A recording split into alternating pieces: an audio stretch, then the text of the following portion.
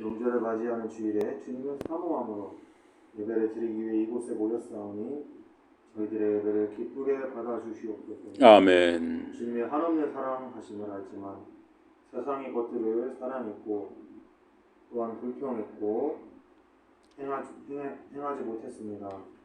우리의 믿음 약함을 용서하시고 이 시간 통하여 다시 주님의 사랑을 느끼고 주님의 제자로 살아가겠다는 다짐을 이 시간 하기 원합니다. 아멘. 이 시간 말씀을 들고 단위에 서시는 목사님께 성령의 능력으로 붙들어 주셔서 선포되는 하나님의 말씀이 이 자리에 참석한 모든 성도들이 권세 있는 말씀에 아멘으로 화답하며 순종을 다짐하는 시간 되게 하여 주시옵소서. 아멘. 이 시간 주님을 기대하며 사랑하신 예수님 이름으로 기도합니다.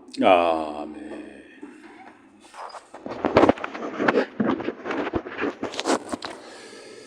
우리 요엘서 2장입니다. 요엘서 2장 12절에 17절입니다. 요엘서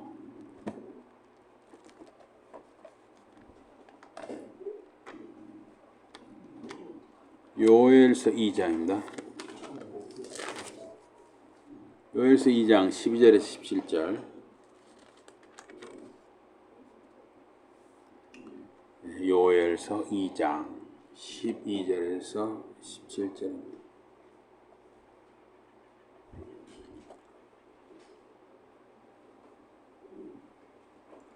예. 자, 봉독합니다. 여호와의 말씀에 너희는 이제라도 금식하고 울며 회통하고 마음을 다하여 내게로 돌아오라 하셨나니 너희는 옷을 찢지 말고 마음을 찢고 너희 하나님 여호와께로 돌아올지어다. 그는 은혜로우시며 자비로우시며 노하기를 더디하시며 은혜가 크시사 뜻을 돌이켜 재앙을 내리지 아니하시나니. 14절 다 같이 읽겠습니다. 시작. 주께서 혹시 마음과 뜻을 돌이키시고 그 뒤에 복을 내리사 너희 하나님 여호와께 소제와 전제를 드리게 하지 아니하실는지 누가 알겠느냐. 제가 읽습니다. 너희는 시온에서 나팔을 불어 거룩한 금식일을 정하고 성회를 소집하라.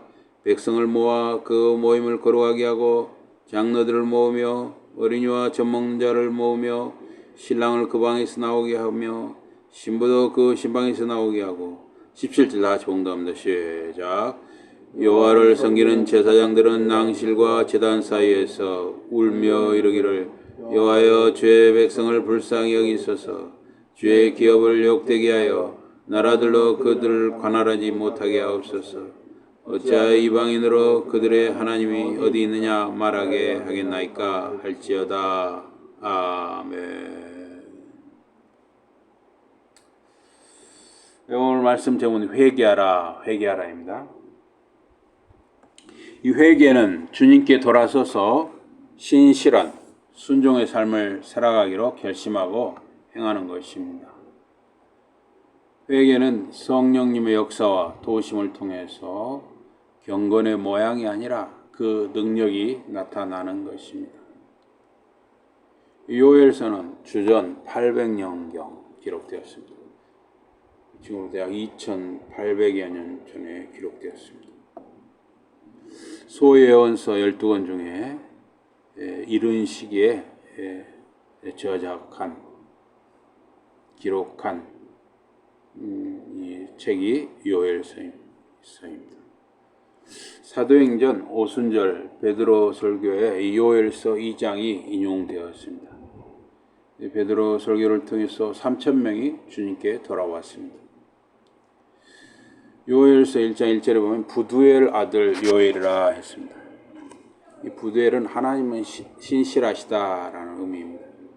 그러니까 부두엘이나 그 아들 요엘이나 이 집안이 나름대로 이렇게 신앙이 신실한 집안이었다 이렇게 우리가 짐작할 수가 있습니다. 또 요엘이라는 이름은 야훼는 하나님이시다 하는 뜻이거든요. 나름대로 그 자기 이름에 다 신앙 고백을 담고 있잖아요. 그 에피파니우스 책에 보면은 요엘은 누벤 지파 출신이고 베드론에서 출생했습니다. 이곳은 예루살렘 북쪽으로 약 10마일,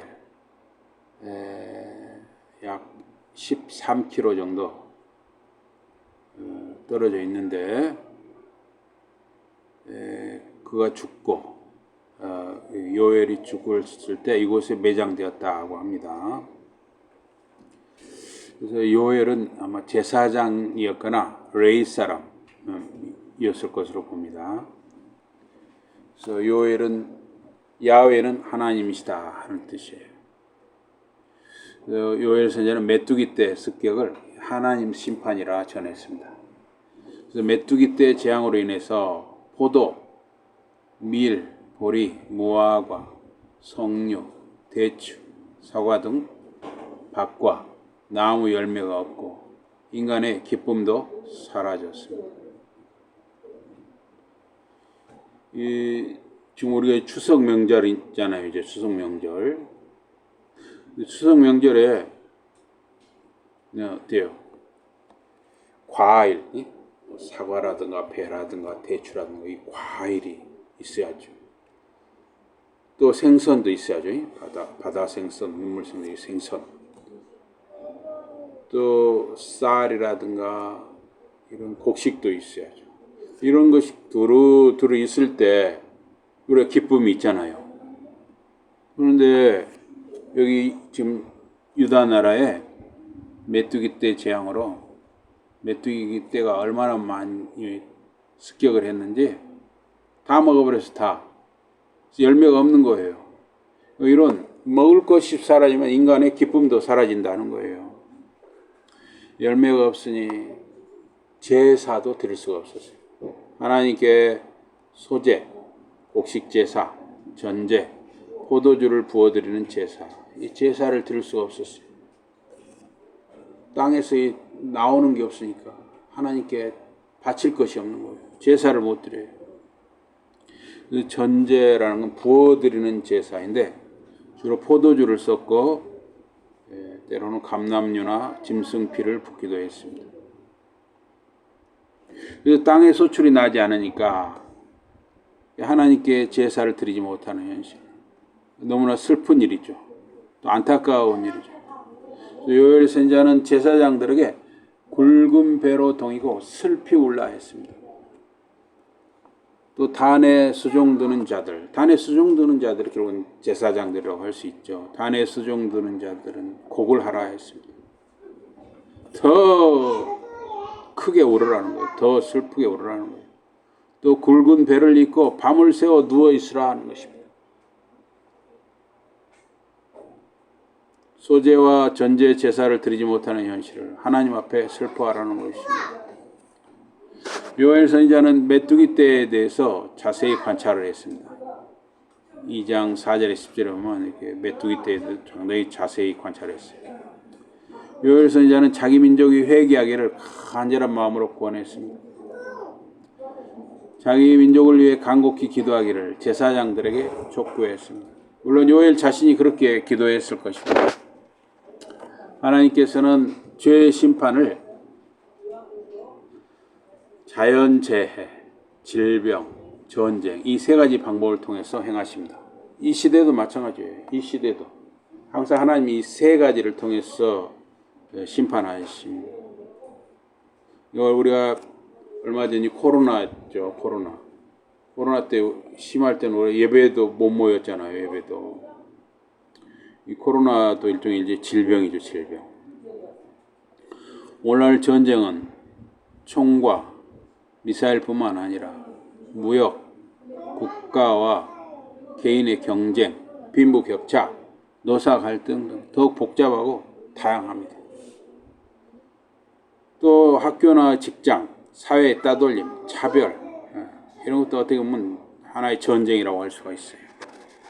질병의 경우도 이 바이러스뿐만 아니라 각종 중독, 참 이 어린 아이들, 우리 주원이 주아도 이렇게 커가는데 어떻게 보면 좀 두려워요. 아이들이 눈만 뜨면 게임을 하고 싶어 한단 말이에요. 제가 우리 막내 주아 어제 게임하는 걸 보니까 저와 나이 3살, 4살짜리로서는 조금 그 표현이 좀 거칠다. 그런 내용이 있어서 그래 좀 옆에서 제가 보면서 참 좋아서 보는데 좀 걱정스러웠어요. 그 마약, 또 요새는 마약도 참 많이 특히 중국에서 참 나쁜 놈들이 많아요. 지금 또 알코올, 도박 등 아주 다양합니다. 또 무슨 동성애, 소아성애, 가족 간 성범죄 등도 있습니다. 이런 것들도 일종의 이제 중독도 일종의 질병이라고 할 수가 있겠습니다. 자연재해 역시도 기후 변화, 환경 오염, 환경 파괴, 공해, 오존층 파괴, 수질과 대기 오염 등 더욱 복잡하고 다양합니다. 물론 지진이라든가 해이라든가 태풍이라든가 폭우라든가 다 포함되지만 더욱 복잡해지고 있어요. 그래서 자연재해나 전쟁이나 질병 문제 역시 인간의 탐욕과 죄악 때문이라 하는 것입니다.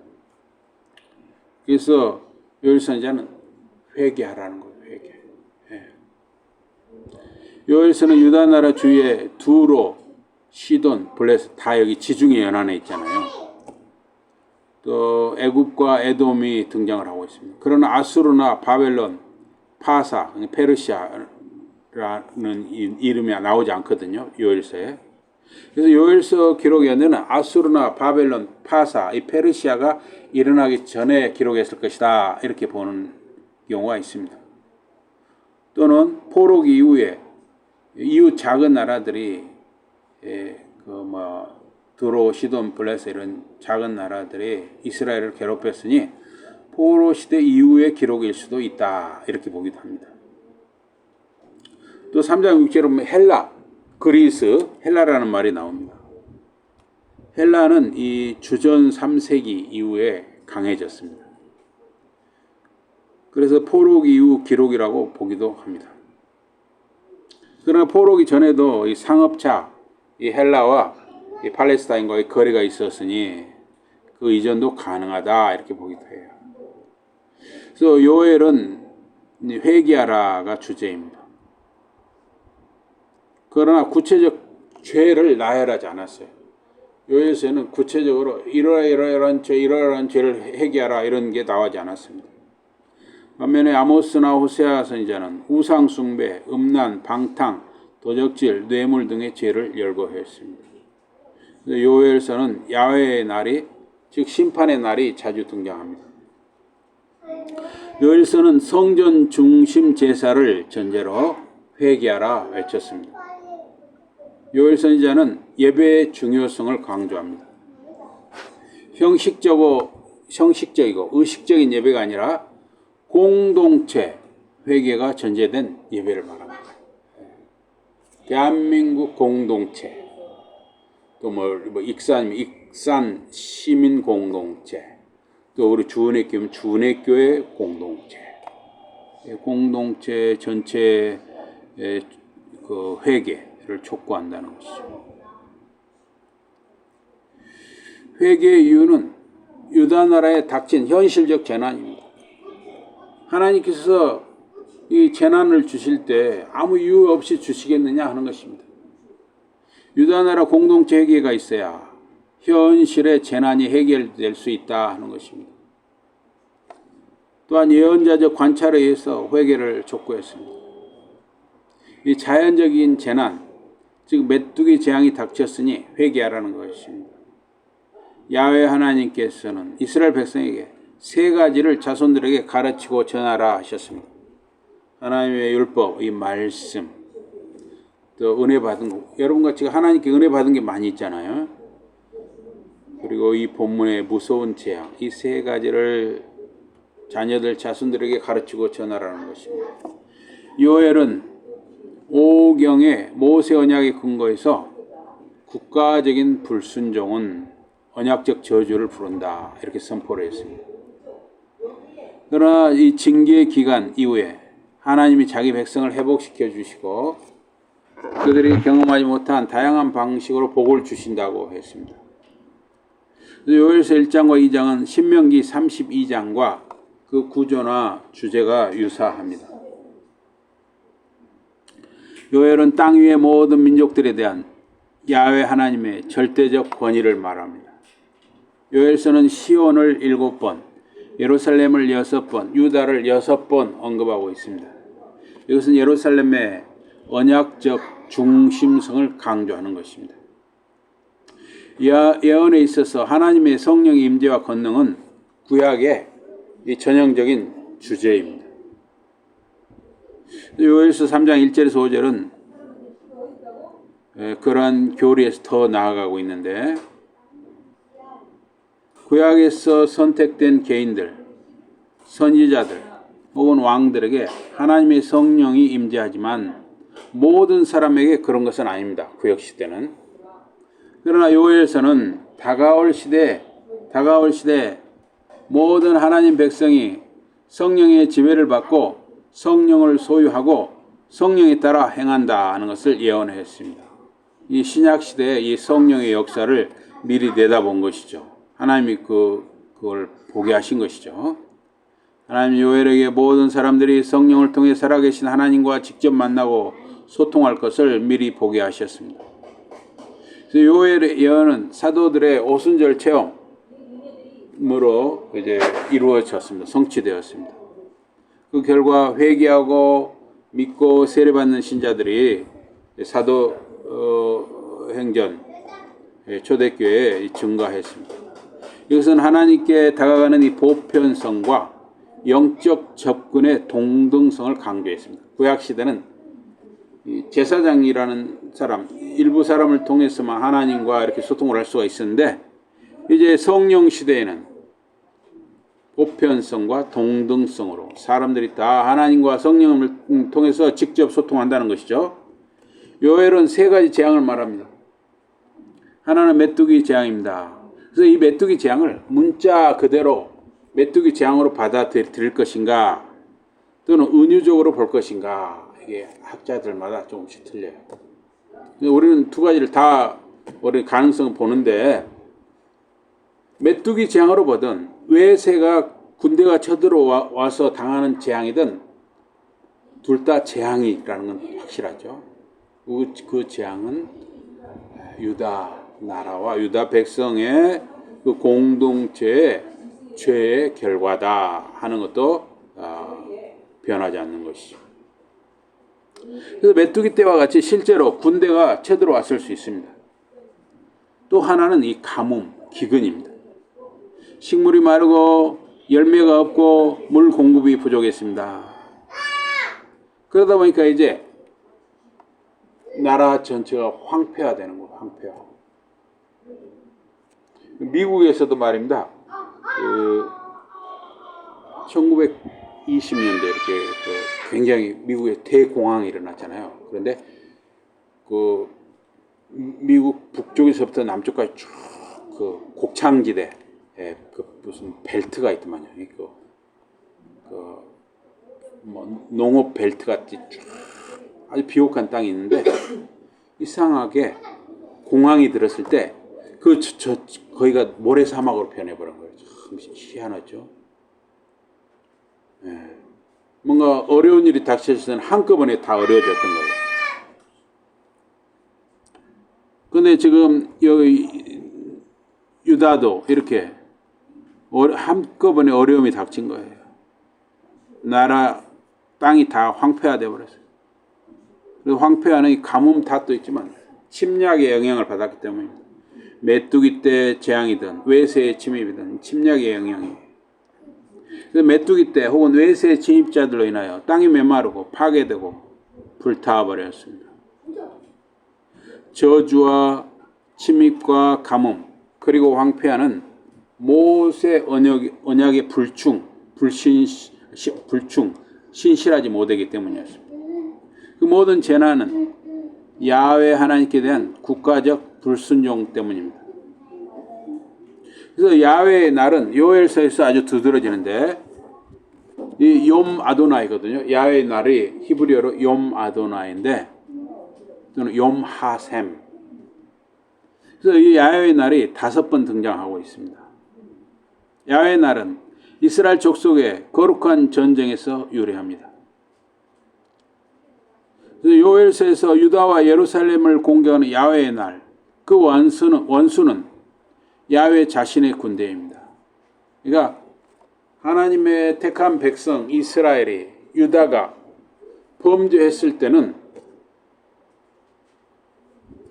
하나님이 택한 백성이지만 그 택한 백성에 대해서 누가 원수가 되냐면 하나님이 원수가 되는 거예요. 그래서 하나님이 원수가 돼서 심판자로서 그 범죄한 이스라엘이나 유다에 대해서 군대를 보내는 것이죠. 또는 이렇게 자연재해를 보내는 것이죠. 이스라엘과 유다의 죄로 인해서 그들을 심판하는 주체가 하나님이시라는 겁니다. 또한 만국에 대한 심판의 최후의 날이 야훼의 날입니다. 그날 하나님은 자기 백성을 보호하고 원수들을 누르기 위해 개입하십니다. 그래서 유다와 예루살렘 침입자의 정체가 무엇인가 하는 것입니다. 실제 문자 그대로 메뚜기 때 재앙이 일어났을 수 있습니다. 또 그런 가뭄의 재앙이 일어났을 수 있습니다. 반면에 외세의 군대를 메뚜기 떼로 은유 혹은 비유했을 수 있습니다. 그래서 레위기 26장이나 신명기 4장, 신명기 28장에서 32장 등은 이스라엘이 불순종하는 경우에 전쟁에서 패해 포로가 된다 했습니다. 또는 그 칼에 죽고 질병에 죽고 이런 자연재해에 죽는 것이죠. 하박국 3장 16절에서 17절은 무화과, 포도, 올리브 열매가 거의 없고 들판에서는 곡식과 채소가 나지 않습니다. 양떼와 소떼가 없습니다. 모두 원수의 침입 때문이었습니다. 요엘서 1장 4절에서 20절 역시 메뚜기가 아닌 외세 침입으로 황폐화된 것일 수 있습니다. 또 예레미야 51장 27절에서 33절에 보면 싸움의 소리, 메뚜기 떼 같은 침입자들, 지진, 땅이 흔들리고 황폐화하고 불길 등이 일어납니다. 그러므로 요엘서 1장 1절에서 2장 17절은 외세 군대의 침입을 메뚜기 떼 운유로 묘사한 것으로 보아야 한다 하는 것입니다.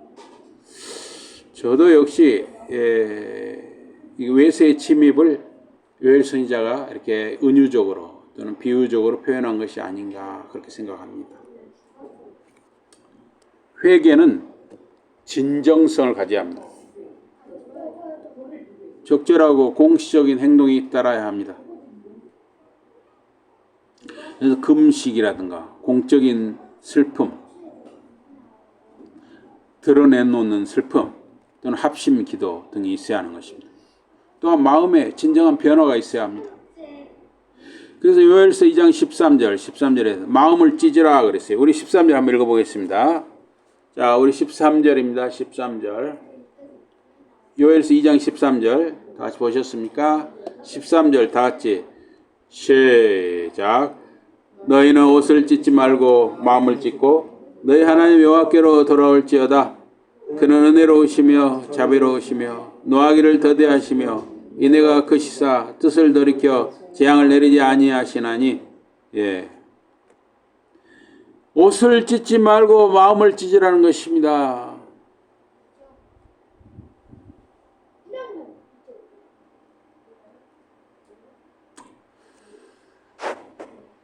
단순한 의식, 외적인 경건에 그치지 말라는 것입니다.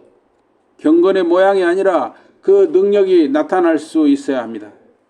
신실한 순종으로 이어지는 마음의 변화가 일어나야 합니다. 그러한 순종의 삶으로 이어지는 것은 자신의 의지와 함께 성령의 도우심이 더해져야 합니다. 그래서 요새 우리 젊은 사람들 중에 결혼식에 무슨 주례가 필요하냐 하고 자기들끼리 그냥 무슨 결혼식이 아니라 난장판으로 그게 하는 수가 있어요. 그거 아니라는 거예요. 형식과 내용은 항상 같이 가는 것입니다. 여러분, 개나 짐승은 말입니다. 모이를 줄 때 그릇에 담아주기도 하지만 땅에 이렇게 던져주기도 해요. 그리고 알아서 집어먹어요. 그러나 우리가 사람이 밥을 먹는데 정결한 이 그릇에 이렇게 정중하게 하는 거고 땅에다 휙 던져주는 건 전혀 다른 것이죠. 정말 이 일생에 한 번 있는 결혼식을 마치 땅에 음식을 사람한테 던져주듯이 그렇게 함부로 난장판으로 그건 아니라는 것이죠. 너무너무 안타까워요. 그리고 저는 차라리 우리 주은혜 교회 같이 이 조그만 교회라도 교회에서 예배드리면 예식을 하면 좋겠어요. 밥은 이런 한식 뷔페 이런 데 가서 먹고 너무 그 예식 결혼 예식이 난장판으로 오는 거 너무너무 안타깝습니다. 그래서 회개는 그 형식도 중요한 거예요. 내용도 중요하고. 시편 51편 17절에 보니까 다윗은 하나님께서 원하시는 제물은 찢겨진 영이라 합니다. 하나님은 찢어지고 뉘우친 마음을 못 본 채 하지 않으신다 합니다. 하나님은 상한 심령을 원하십니다. 또 출애굽기 34장 6절의 실제로 보니까 주님께서 모세 앞으로 지나가시면서 선포하셨습니다. 야훼 나 주는 자비롭고 은혜로운 하나님이다. 나는 성내기는 더디하고 한결같은 사랑과 신실함이 풍성한 하나님이다. 수천 대에 이르기까지 한결같은 사랑을 베풀고 불의와 반역과 죄를 용서하는 하나님이다. 그러나 나는 죄 있는 사람을 벌하지 않고 그냥 내버려 두지 않는다. 부모가 죄를 지으면 나는 3, 4대 자손에 이르기까지 벌을 내린다. 하나님은 영원히 은혜를 베푸시는 분입니다. 그러나 죄악에 대해서는 3, 4대까지 벌을 내리시는 분입니다. 우리는 불순종에서 야훼께 하나님께 충성하는 마음과 자세로 돌아와야 하는 것입니다. 여기 14절에 보니까 주께서 혹시 마음과 뜻을 돌이키시고 그 뒤에 복을 내리사 너희 하나님 여호와께 소제와 전제를 드리게 하지 아니하실는지 누가 알겠느냐. 나라의 운명이 흔들리고 불확실하더라도 회개해야 하는 것입니다. 회개는 하나님의 자유와 주권을 인정하는 것입니다. 인간의 회개는 하나님을 통제하지 못합니다. 좀 이 은사주의 쪽 이런 기복주의 이런 쪽 사람들은 하나님을 막 이렇게 흔들려고 그래요. 기도해서 하나님을 막 그렇게 조종을 하려고 하고, 뭐 금식을 해서 하나님을 조종을 하려고 하고, 뭔가를 해가지고 하나님을 어떻게 조종할 수 있다는 착각을 하는 거예요. 그러나 회개조차도 하나님의 자유와 주권을 인정하는 것이고, 회개가 하나님을 통제하는 것이 아닙니다. 백성이 하나님께 용서해달라고 강제할 수 없는 것입니다. 인간은 단지 하나님께 마땅히 받아야 할 죄와 허물에 대한 징벌을 누그러뜨려달라고 자비를 구하는 것입니다. 인간은 하나님의 궁유를 소망할 수 있지만 하나님께 그것을 명령할 수 없습니다. 하나님 나를 용서하시오, 용서해 주세요 명령할 수 없습니다. 회개는 하나님이 주시는 복을 누리기 위해 그 언약을 신실하게 지키는 것입니다. 그 언약은 십계명과 성경 말씀을 따라 사는 것입니다. 그래서 우리가 날마다 말씀을 읽고 기도하는 삶, 그것이 우리가 사는 삶이에요. 그래서 엄마 아빠가 그걸 본을 보여서 우리 자녀들 자손들도 그렇게 살게 해야 합니다. 좀 너무 이렇게 자기 마음대로 가는 시대 같았어요. 두려워요. 우리 15절과 17절입니다. 15절에서 17절입니다. 15절 제가 읽습니다. 시온에서 나팔을 불어라. 거룩한 금식을 선포해라. 사람들을 불러 모아 성스러운 집회를 가져라. 이 나팔은 전 국민 긴급 소집 명령입니다. 회개와 금식 운동 동참 요구입니다.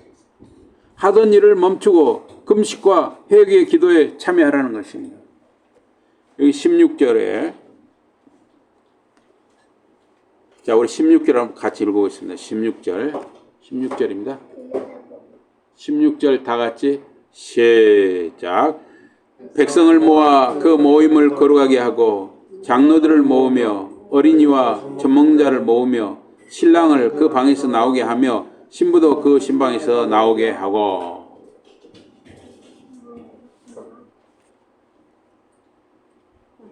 백성을 불러 모아라. 모든 사람들을 거룩하게 구별하여라. 장로들을 한자리에 모으고 어린아이들과 젖먹이들도 불러 모아라. 주원이 주와도 모아라. 신랑도 신방에서 나오게 하고 신부도 침살에서 나오게 하여라. 모든 것을 멈추라. 시간을 낭비하지 말라. 이것을 하라. 젖먹이들도 장로들도 금식과 통회 자복 기도에 참여하라는 것입니다. 여기 장로는 나이든 지도자와 노인들을 말합니다. 그날 새로 결혼한 새 신랑 새 신부도 방에서 나와 금식과 회개 기도에 참여하라고 촉구합니다. 여기 성경에 보면 이런 말씀이 있어요. 새로이 결혼한 신랑 신부는 말입니다. 1년 동안 군대도 보내지 말아야겠어요. 1년 동안 남편과 아내를 즐겁게 하라고 그랬어요. 1년 동안.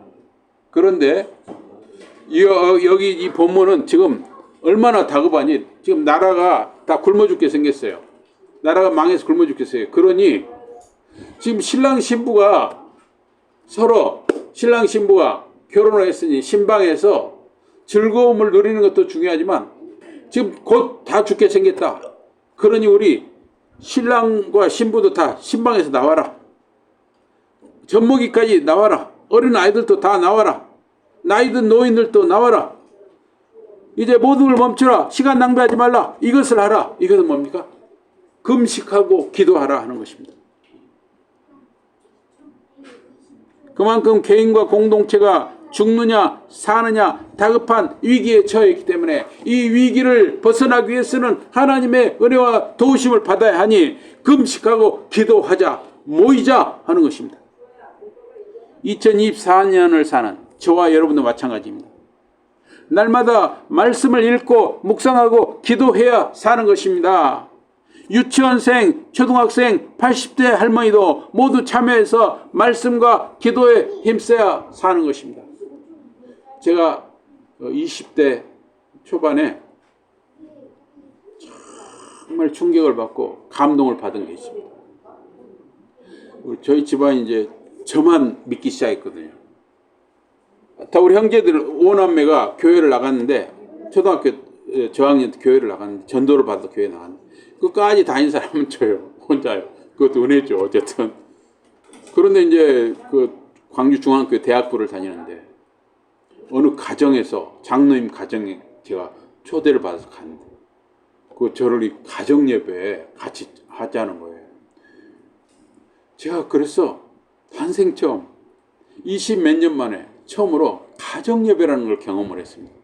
그래서 다 거기에 그러니까 장로님, 권사님, 그 아들, 딸들이 다 제가 옆에 끼어 있는 거예요. 그래가지고 다 이렇게 찬송을 하고 또 누구야 기도해라 하고 이렇게 돌아가면서 말씀을 읽고 와 그래서 제가 야 이것이 바로 천국이구나. 저는 집에서 그걸 경험을 하지 못했거든요. 여기가 천국이구나. 그래서 제가 소원이 생겼어요 그때. 하나님, 제가 이 장가 가기 전까지 우리 가정이 전도가 되면 우리 가정에 이렇게 가정 예배를 드리게 해주시고, 제가 만약에 전도가 안 되면 제가 결혼해서 세우는 가정은 이 가정 예배를 드리게 해주십시오. 예, 우리 큰딸, 큰사이가 가정을 이루는데 가정 예배를 드려야 돼. 일주일에 한 번이라도 이렇게 가정 예배 드리셔야 돼. 찬송을 부르시고 또 아빠가 인도를 해야 되는 거예요. 이 가정 예배를 해야 되는 겁니다. 아빠가 그 가정의 제사장인 것입니다. 그 가정의 선지자인 것입니다. 아빠가 깨어 있어야 합니다. 물론 엄마도 깨어 있어야지만 아빠가 깨어 있어야 하는 거예요. 말씀과 기도로 깨어 있어야 합니다. 자, 우리 17절 한번 또 읽어보겠습니다. 17절 다 같이 시작.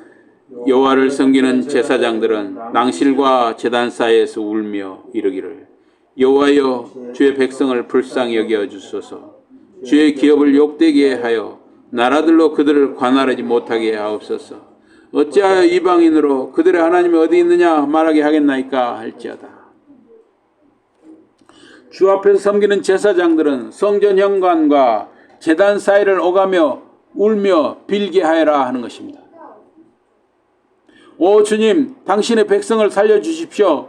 당신의 유산으로 삼으신 이 백성이 웃음거리가 되지 않게 하여 주시고 문민족 가운데서 놀림감이 되지 않게 하여 주십시오. 백성이 저들의 하나님 어디 있는가라는 말을 하지 못하게 하여 주십시오. 제사장들은 하나님과 백성 사이의 중재자 역할입니다. 젖먹이부터 새 신랑 새 신부와 나이든 어르신들까지 모두 성전 앞에 모여 서서 혹은 엎드려서 울부짖고 금식하고 애통과 회개의 기도를 드리고 있습니다. 그리고 제사장들은 성전 입구 현관과 제단 사이에서 금식하고 통회하고 금식하며 회개 기도를 하는 것입니다. 전 국민이 금식, 통회, 회개 집회입니다. 주님의 백성을 살려주십시오. 다른 나라 사람들이 이스라엘 하나님이 어디 계시냐 비웃지 말게 해주십시오. 백성이 참되게 회개하면 하나님 반드시 그 나라와 민족을 회복시켜 주시는 것입니다. 우리는 2024년을 살고 있습니다. 약 2800년 전이나 지금이나 인간이 사는 것은 하나님의 말씀과 기도인 것입니다. 말씀을 읽고 기도해야 하는 것입니다. 날마다 주님 앞에 나를 쳐서 복종하며 은혜를 구하는 삶을 사는 것입니다. 새 언약의 관점에서 하나님은 세상 죄를 위하여 자기 독생자를 내주실 필요가 없었지만 그렇게 하셨습니다.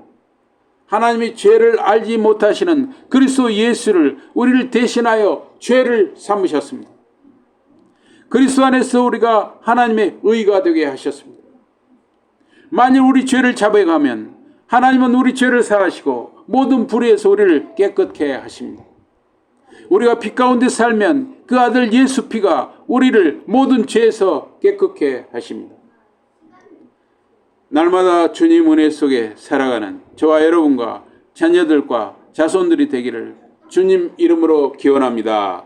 아멘. 우리 기도하겠습니다. 하나님 아버지, 우리가 사는 길은 오직 주의 말씀과 기도를 통해 있어요. 저희들과 저희들의 자녀들, 자손들이 말씀과 기도를 사모하며 살아가게 하여 주시옵소서. 저희들을 불쌍히 여기시고 또 주의 말씀을 의지하게 하시고 주의 말씀을 신실하게 또 진지하게 말씀 속으로 들어가게 하여 주시고 저희들이 정말 예배를 정말 간절한 마음으로 드릴 수 있는 그런 삶을 허락해 주시옵소서. 예수 이름으로 감사 기도드리옵나이다. 아멘. 우리 찬송하시겠습니다. 찬송 570